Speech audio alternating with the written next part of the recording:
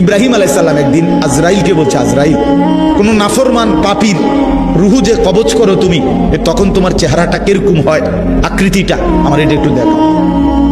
হযরত ইব্রাহিম আলাইহিস সালামকে আজরাইল বলছে, আল্লাহর কসম হে নবী, আপনি সহ্য করতে পারতেন না, আপনি এটা দেখতে চাইেন না। ইব্রাহিম আলাইহিস সালাম বললেন, না, আমার একটু হলেও দেখাও। তো আজরাইল এই বিভৎস আকৃতি, মানে নাফরমানের জান কবজ করার সময় উনার যে চেহারার আকৃতি হয়, এই চেহারাটা ধরে ইব্রাহিম আলাইহিস সালামকে দেখাইলেন। বিশ্বাস করেন, এই কিতাবে আছে, ইমাম কুরতুবীর কিতাব। ইব্রাহিম আলাইহিস সালাম একটা চিৎকার মেরে বেহুশ হয়ে গেছে।